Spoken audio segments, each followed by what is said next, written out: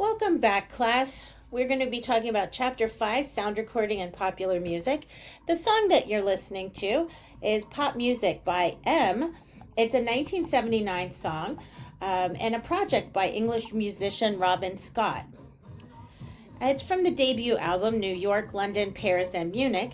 The single, first released in the UK in early 1979, was bolstered by a music video that was well received by critics. The clip featured Scott as a DJ singing into a microphone from behind an exaggerated turntable setup, at times flanked by two female models who sang and danced in a robotic manner.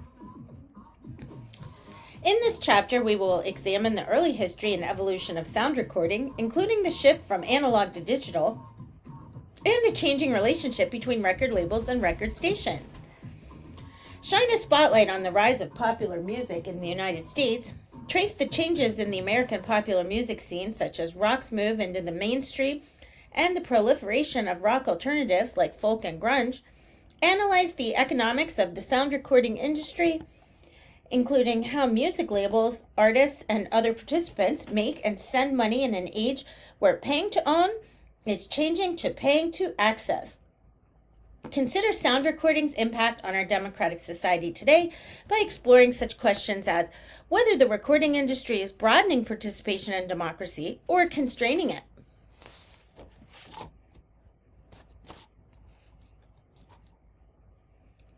So, what are record labels?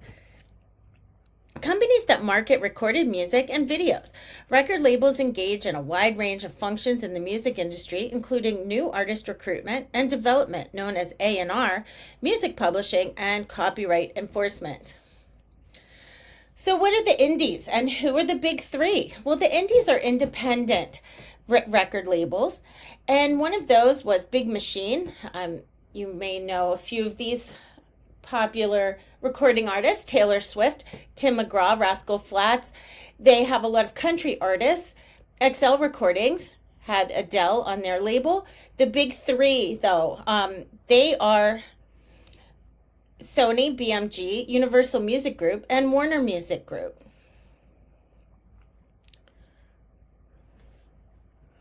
So there are the big three. There used to be the big four, but when Universal Music purchased EMI in 2012, so once when they were the big four, now they're just the big three. So how does pop music push the boundaries of the First Amendment? The First Amendment to the United States of the Constitution requires that Congress shall make no law abridging the freedom of speech, and that includes songs, song lyrics, and musical performances are forms of speech, and they are protected by the First Amendment. The First Amendment challenges to music have focused on claims that the lyrics of some songs that have been published and recorded have been obscene. So that brings about some music censorship cases, like one against the singer Ozzy Osbourne. Also, hip-hop group 2 Live Crew. So, how does popular music really push the boundaries of the First Amendment? Well, those ideas would be obscenity, inciting violence, and is music harmful to minors? Why is music worthy of constitutional protections? Well, we believe that our societies are better off when there is a free exchange of ideas. Yes, there are inherently bad ideas, but we must not police expression of ideas because the risk of good ideas being stifled is too high. So there was a song, Suicide Solution by Ozzy Osbourne, and that was challenged in court. Also, the 2 Live Crew album definitely deserved a parental advisory label.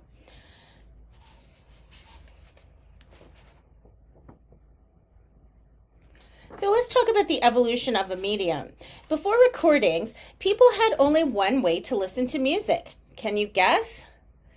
Well, you'd have to play it yourself, or sing it yourself, or go watch somebody else play it live, or sing live. With the advent of sound recording, people could also buy recordings and listen to their favorite music as often as they would like right in their own house. So let's talk about the inventor, the developmental stage. Inventors experimented with sound technology. Second, we have the investor stage, the entrepreneurial stage. People sought to make money from their inventions. Sound recording finally reached the mass medium stage when entrepreneurs figured out how to quickly and cheaply produce and distribute multiple copies of the recordings. So an inventor comes in with curiosity and wants to make something new, develop a new invention of some sort, such as the phonograph. Investors come in and try to think, hey, is this practical? Is this invention marketable? How much does it cost? Are consumers willing to invest in that technology? So if we're talking about a phonograph, such as what Edison developed in the 1870s, and eventually other recording machines, playing back machines, and media, are people willing to invest in that technology, such as buying that phonograph in order to play those records that they might be buying?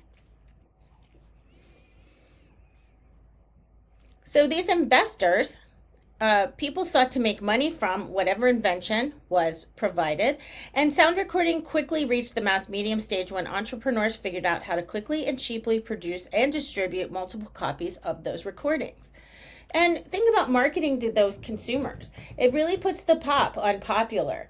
So how do we engage and advertise to the public and get them interested in buying our invention and get them to think, I have to have this. I must go out and buy this. So in the 1850s, French printer Edouard Léon Scott de Martinville conducted his first experiments with sound recording using a hog's hair. Yes, a large pig called a hog have these bristly has this bristly type fur. It's like a hog's hair, bristle as a needle. He tied one end to a thin membrane stretched over a narrow part of a funnel. When he spoke into the membrane, it vibrated and the bristle's free end made grooves on a revolving cylinder coated with a thick liquid. He never figured out how to play back the sound, but it was part of the developmental stage. So sound recording was created for recording the voice, kind of like an answering machine, and later used for music. In 1877, Thomas Edison determined how to play back sound and market this machine, the entrepreneurial stage. He recorded his own voice by developing a machine that played foil cylinders known as the phonograph. From the Greek roots, phono meaning sound and graph meaning writing. He patented the phonograph in 1878 as kind of an answering machine. In 1886, Bell and Tainter patented an improvement on the phonograph and called it the gramophone, which played more durable wax cylinders. Let's talk about a gentleman, Emil Berliner, a German engineer who had emigrated to America and made the sound recording into a mass medium.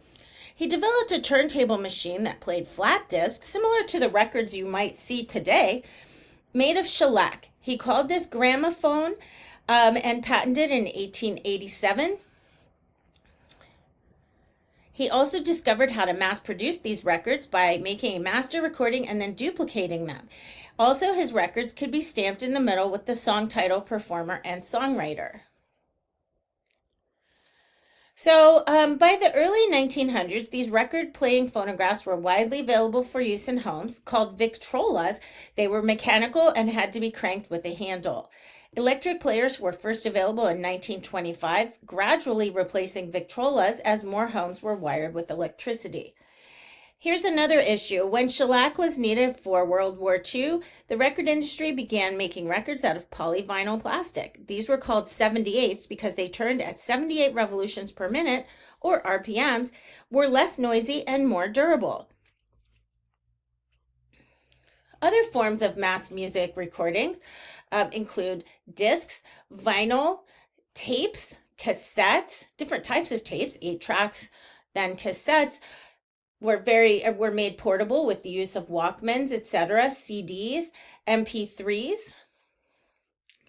In 1948, CBS Records introduced the 33 or LP long playing record, which contained about 20 minutes of music on each side, and this created a market for symphony, ballet, and other classical music.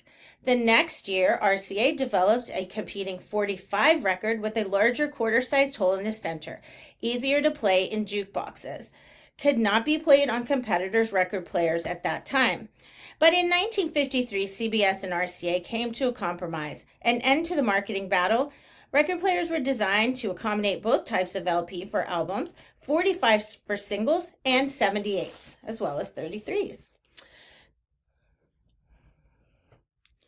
The advent of magnetic and audio tape and tape players in the 1940s paved the way for major innovations like cassettes, stereo, sound, and digital recordings, made it possible for sound editing and multi-track mixing.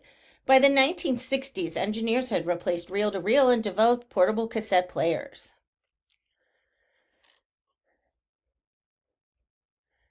Just to mention, entertainment and enlightenment, recorded or broadcast lyrics and style can change the world. It can change your world each day. You may listen to different types of music, which might bring you back to a time in your life where you have fond memories, maybe a hard time, etc. It might change your mood. A lot of people use music when they exercise, when they dance, when they like to feel a certain way.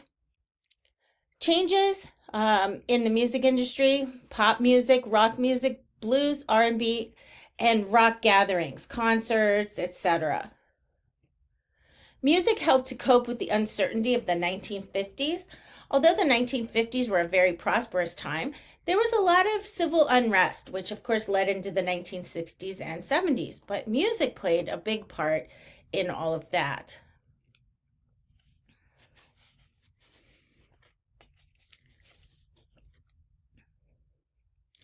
So let's talk about these different types of music and the different ways to play music. So quality matters, the 20th century, which is of course the 1900s. Stereo sound permitted the recording of two separate channels or tracks of sound invented in 1931 by a man named Alan Blumlein. Analog is a word that means capturing the fluctuation of sound waves and storing those signals in a record's grooves or in tape's magnetized particles. Digital translates sound waves into binary on-off pulses and stores that information in sequences of ones and zeros as numerical code. Compact discs in 1983, Sony and Philips began selling CDs digitally recorded, which could be produced more cheaply than vinyl or even cassettes.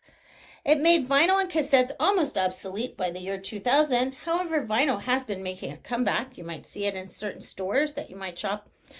MP3 files began in 1992, and this format was developed as part of the MP4 video compression standard, enabling sound, including music, to be compressed into small, manageable digital files.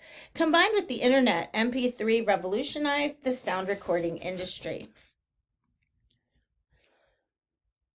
We are out of time. We will come back with part 2 of chapter 5 in just one moment.